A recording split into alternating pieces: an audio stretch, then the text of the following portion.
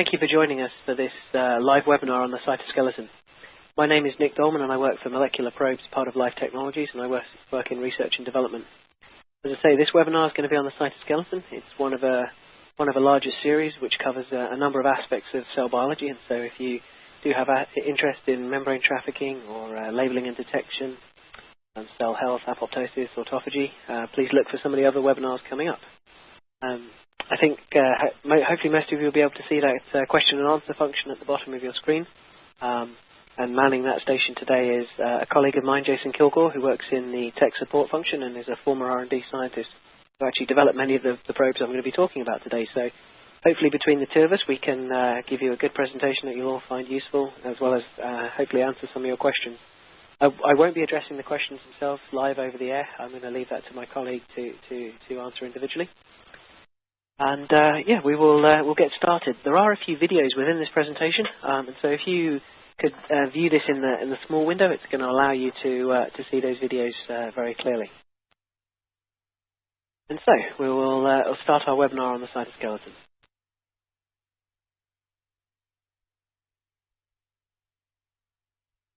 So mammalian cells contain a number of conserved intracellular structures. They all have discrete functions, and indeed, by looking at cell structure, you can often infer function.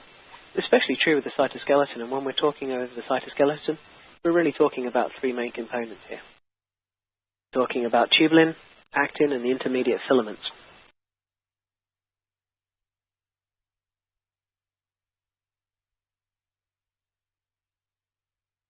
Okay, so we're going to talk a little bit now about some of the properties of the cytoskeleton, and indeed what makes this a unique system. The cytoskeleton is a highly dynamic set of intracellular structures, and what we're going to see in a moment is a video where we've used our BacMam technology to express some fluorescent proteins. And this is just one of the technologies that we'll be talking about as a means to label the cytoskeleton. Here we've got the tubulin labelled with GFP and the actin labelled with RFP. And if we can cue the movie up, we'll see the highly dynamic nature of these structures.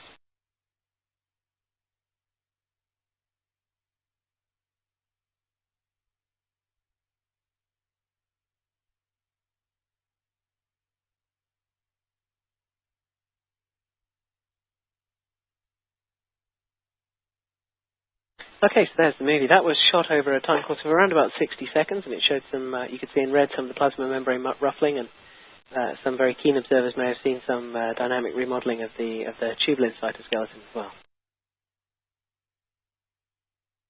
So, when we're talking about the cytoskeleton, what we're looking at is a regulation of a wide variety of cellular responses and functions. Obviously, the cytoskeleton governs cell shape and cell size. It is also a mediator of cell motility, as well as intracellular transport, so that's trafficking of intracellular vesicles, as well as other organelles such as mitochondria and the endoplasmic reticulum. It plays a crucial role in cell division. Obviously, the microtubules form the mitotic spindle, and then the actin cytoskeleton mediates the actual cleavage of the two daughter cells from one another. And of course, it also regulates both the transport of material into the cell via endocytosis, as well as the extrusion of material via exocytosis. As I said before, there are three main families: the microfilaments with actin, microtubules with tubulin, and then the intermediate filaments, which have a heterogeneous protein makeup. So if we just have a quick look at what we're actually going to be talking about today, just to introduce some of the sort of concepts. We're going to look at cytoskeletal properties, a little bit about some common features and some features that are unique to each particular system. We'll also very generally draw a box around some of the parameters that are commonly investigated. Now, these aren't the only parameters, but they're certainly ones that we see are commonly investigated. And with that in mind, we'll try to guide you towards probes that work well to label the cytoskeleton and relate this to the parameters that are commonly investigated. This isn't an exhaustive list, and there are multiple probes that could be used to label a single parameter. However, we're going to try to guide them to some of the better ones for each particular application. As well as finishing up, we're looking at a few tips and tricks to optimize your experiment. Indeed, many of these tips and tricks hold true for many different assays using fluorescence detection, be it flow cytometry or imaging. So these will carry across quite nicely to other areas of your research, hopefully. As we talk about cytoskeletal properties, well, all cytoskeletal elements involve the polymerization of monomeric subunits to form filaments. Now, these polymerization results in a non-covalent linkage, and that is essential, obviously, if the structure is to undergo dynamic assembly and reassembly. Microtubules and microfilaments are highly conserved across all species. You really find them in every single cell type, whereas intermediate filaments are present in some metazoans, and importantly, these do include vertebrates. So in mammalian cells, you do see them. Microtubules and microfilaments utilize molecular motors and accessory binding proteins, and the molecular motors are required for trafficking. So these are things like your cytoplasmic dynein, kinesin, also myosin motors. And some of the accessory binding proteins help to not only potentially stabilize and also destabilize the protein, the structures, to allow for this highly dynamic organization in both space and time. So we're not going to go into an exhaustive amount of detail about each particular structure. I think we could probably hold a several-hour webinar on each of these, but just at a very high level, look at some of the features of each structure. Microfilaments are composed of double-stranded helical polymers of actin. They have a diameter of about 5 to 9 nanometers, and they determine the cell shape. Actin microfilaments are required for motility, and so that's not only in the field of cancer migration, where you're looking at invasion of cancer cells, but also in wound healing. So remember that these are very important for motility and indeed the cell's shape.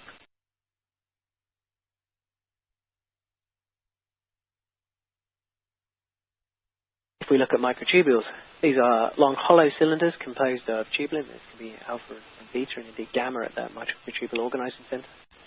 They have a diameter of about 25 nanometers, and they're commonly used for the trafficking of intracellular organelles, especially long-distance trafficking. As I mentioned before, they form the mitotic spindle during cell division, and they are, importantly, a target for anti-cancer drugs.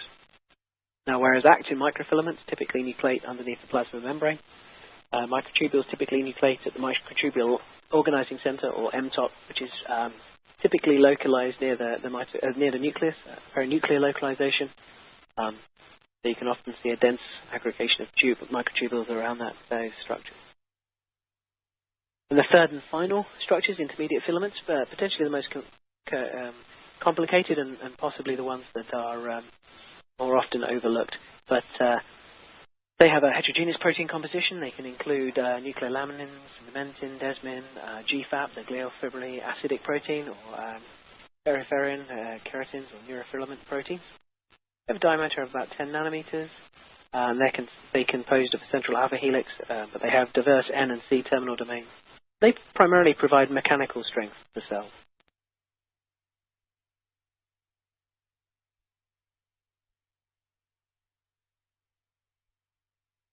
Just to touch a little bit on experimental design. Now, a lot of the other webinars in the series will actually have quite an intensive discussion of the use of flow cytometry for them. Today we won't, whilst you can use flow cytometry to assess relative abundance or mass of any given cytoskeletal structure. It's commonly not employed to look at the cytoskeleton. Indeed, fluorescence imaging is the primary tool. And when you're sort of setting up your experiment, it's important to consider the parameter that is most useful for you in your particular experiment, and indeed the probe that's used. And these are interrelated considerations. Let's talk a little bit about some of the parameters that people are commonly looking at.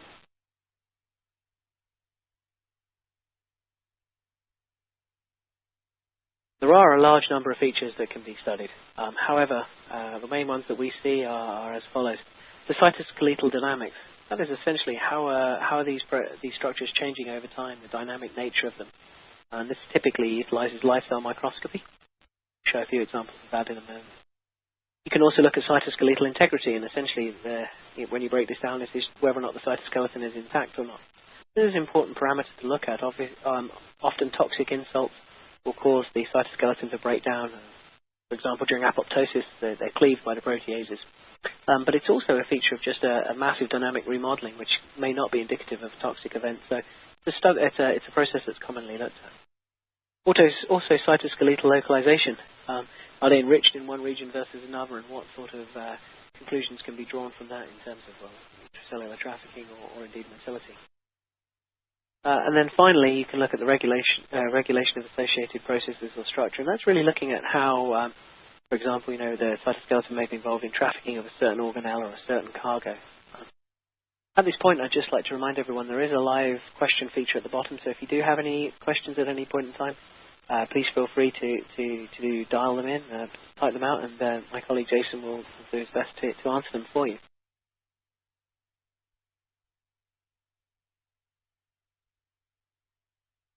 Okay, so now if we talk a little bit about the probes that one can employ to look at the cytoskeleton.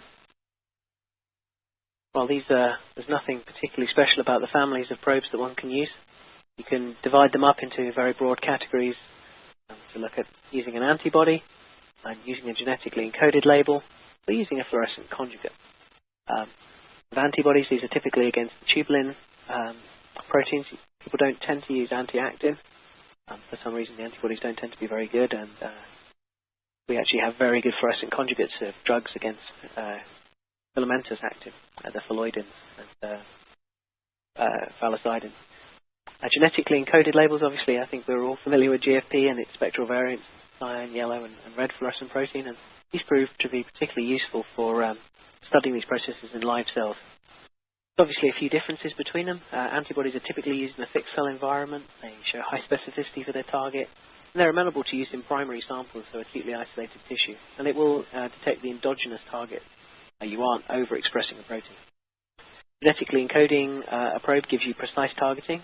You are using detection of an exogenous target, though, so you are overexpressing a probe. This is especially true in transient transfection. If you're generating a stable cell line, you can actually alter the expression level to get it closer to the endogenous level. And you do require culture of samples, so that often means that it's not amenable to primary cell types or acutely isolated tissue.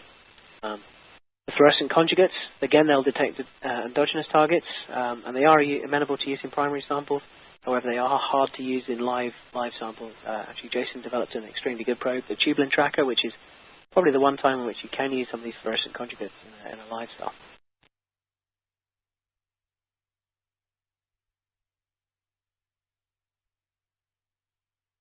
Okay, so let's have a look at how you can apply the probes to the parameters.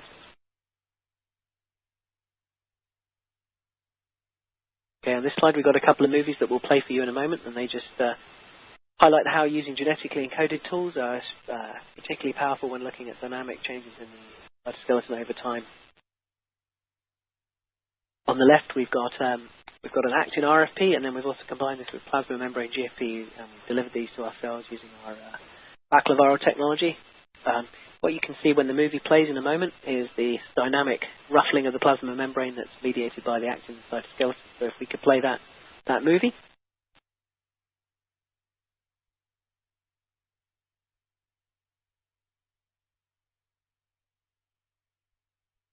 Excellent.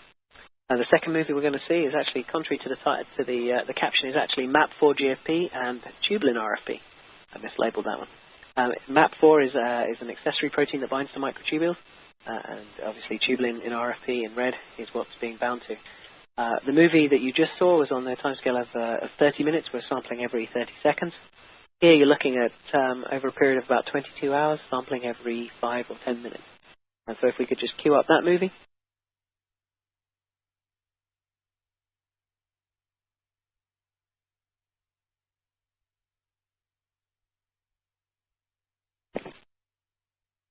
Okay, excellent. So hopefully that highlighted some of the power of using live cell imaging for studying the dynamic nature of the cytoskeleton. This is obviously very, very difficult to do with antibodies or the fluorescent conjugates. You'd require very low-foot microinjection.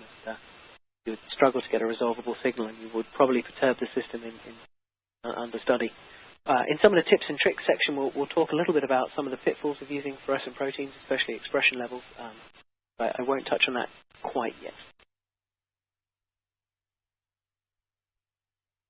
Okay, next we're looking at cytoskeletal integrity. Now, you can do this with antibodies or the fluorescent conjugates, but again, it's kind of powerful to do it with a genetically encoded technology and look at these processes occur over time. We've actually got 3 different movies on this slide, and we're going to look at a reference drug action on certain parts of the cytoskeleton. The first movie is MAP4 GFP, so again, we're looking at microtubules, and then we're also looking at the actin cytoskeleton with actin RFP. And cytoskeleton D specifically disrupts the actin cytoskeleton in red. So what you're actually going to see is the cells shrink down in size as those red stress fibers dissolve, but the green microtubular network, whilst compressed into the smaller cell, is still intact. So if we could cue up that first movie, please.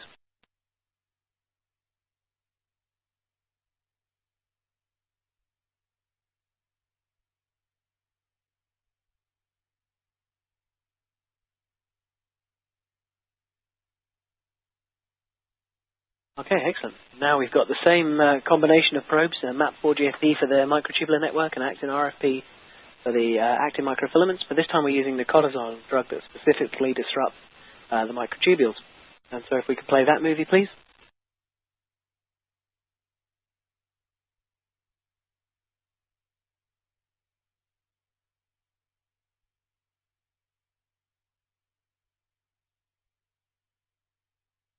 Excellent. Hopefully you should have seen there that the red microfilament stayed intact, whereas that green microtubular network dissolved into a sort of green soup within the cell. Finally, I want to just highlight some of the applications that are particularly impressive if you combine a structural marker such as actin RFP with one of its accessory binding proteins. Here we have the cell-like talin GFP, again delivered with our baculoviral technology. This links the actin cytoskeleton to the integrin network. And again, we're washing on cytoclasm D, and you'll see those red microfilaments dissolve. And they actually dissolve to the points where it contacts talin GFP, which is a kind of interesting observation. So if we could cue up that third and final movie.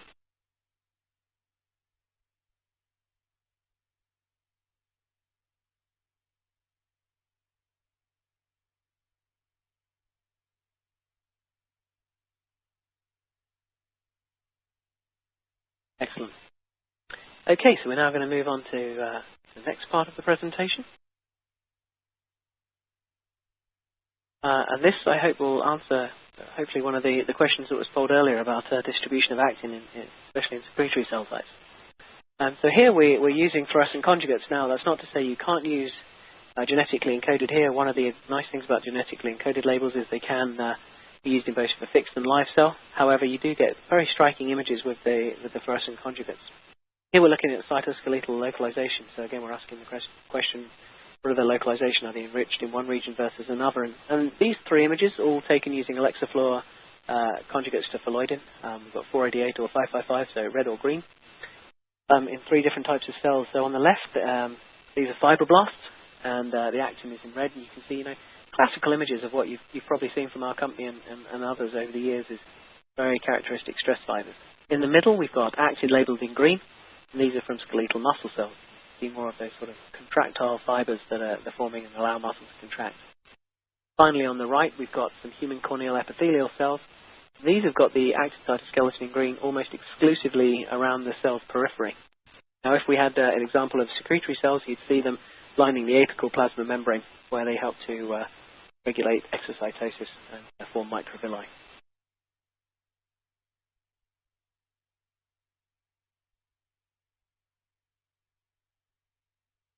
Okay, finally we're going to finish up with the genetically encoded fluorescent conjugates or antibodies, and you can use any one of these approaches to look at the regulation of associated processes and structures. And again, essentially what we're looking at is, does perturbation of the cytoskeleton affect the localization of or function of another structure or process? And we've got a few examples here of microtubules and an early endosome, so watch endosomes walking along microtubules. In the middle we've got autophagosomes on microtubular networks. And on the right, we've got the mitochondrial network with microtubules again. So does washing on a drug such as cortisol cause your autophagosomes or your mitochondria to distribute uniformly throughout the cell? And so there's a number of different things. And this is a very common use of cytoskeletal probes in the context of looking at another related process.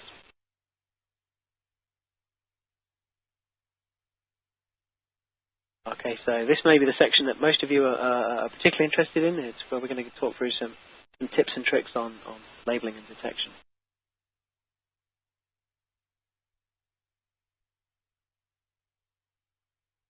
Okay, just to recap, the main approach is to use one of the following. Use an antibody against tubulin or actin. As I say, it's most commonly tubulin.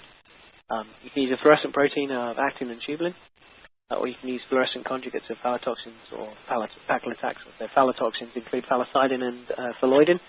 Phalloidin is probably the most commonly used from the death cap mushroom. Actually, all phallotoxins are from the death cap mushroom.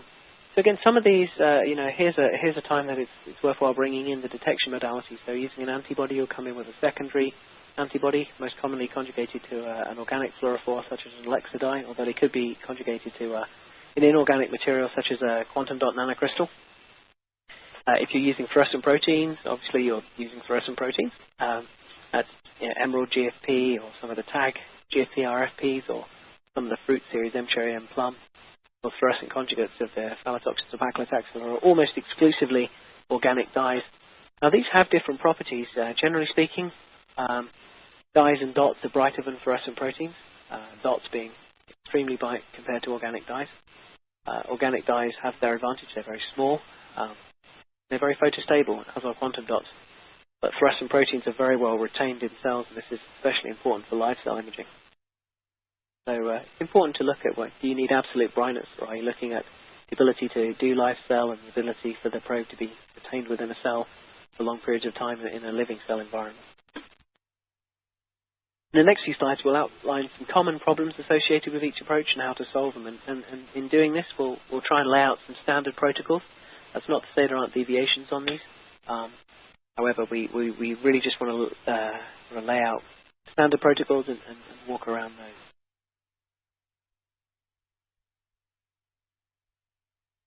So if we're looking at antibody-based detection, standard immunofluorescence, you're plating your cells.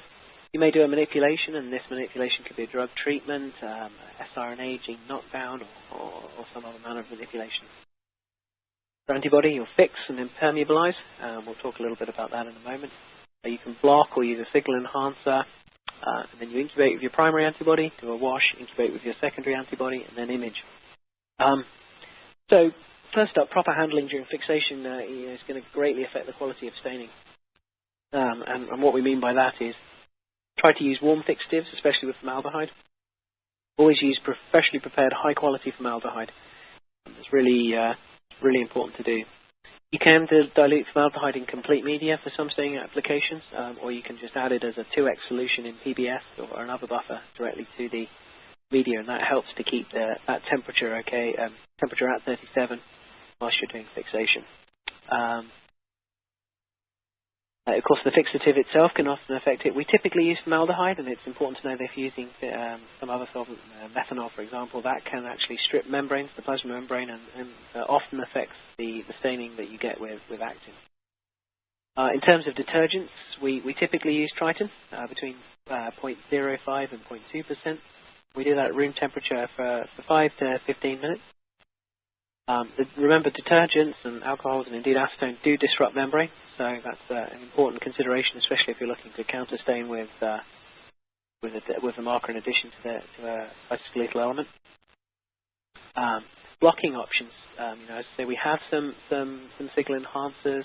We have a blocking solution, but you can also typically make yourself. You want to use a fraction 5 lipid-free mix of BSA between 3 to 5% BSA. And then you'll use a serum as well, and it's important to use a serum from which from the species from which your secondary antibody was raised. Here in R&D in molecular probes, we're often using goat secondaries, so goat anti-mouse, Alexaflor, goat anti-rabbit, Alexaflor. So we use heat-inactivated normal goat serum. So again, it's really important to use serum from the species from which your secondary was raised. Down on point number 7, the primary antibody, we cannot stress enough, the primary antibody is the most important aspect of the whole process. Without a good primary, you're always going to be struggling to get a good label. You should always test it to see if it works in immunofluorescence. Many commercial antibodies will come with protocols, but again, you'll often have to optimize for that, for a particular cell type or a particular perturbation. But that optimization is well worth it. Okay, now if we just we switch gears and we talk about genetically encoded labels. So as I said, it works well in both fixed and live cells. So it has that advantage there. Again, you're often going to plate cells. You can do a manipulation before or after the transfection. When we talk about transfection, we're typically talking about a transient expression. Transfection using a lipid-based lipomycectomine, for example, or a viral delivery, a BacMam system, or a lenti or adenoviral. Microinjection, calcium phosphate. Of course, if you're generating a stable cell line, you'll do that transfection, look for stable integration of the vector, and then select for a number of weeks. So whilst that involves a lot more upstream work, it does give you a stable population of cells. But irrespective of that, you'll need to culture the cells for a period of time. So this is one of the things that's genetically encoded. So it's typically done in immortalized cell lines. Some viral delivery systems, BacMam for example, works extremely nicely in primary cells, especially primary human cells. However, you'll still have to be able to culture them. So some tissue or cells taken from animals, acutely isolated, can't be cultured well. You can, of course, do a manipulation closer to the time of imaging, but you'll typically do that manipulation at some point following, before or after transfection. One important note, especially with transient transfection, is if you're adding the fluorescent protein, you're adding in an exogenous quantity of the gene of interest attached to a fluorescent protein. It's very important to titrate your expression level so you're not underexpressing it, so it's not resolvable, but you're not overexpressing it. So if you do that, then you're going to just swamp the cells with fluorescent chimeras, and you're actually not going to be able to see anything. So it's very important. And indeed, overexpression can affect the process itself by essentially buffering chaperones or accessory proteins. And then finally, we're just going to walk through the workflow for fluorescent conjugates. Again, you'll be plating your cells, manipulation. You can fix and proceed like an antibody, so you want to do a fix and perm with all the caveats of using fresh formaldehyde. Be careful with your detergent.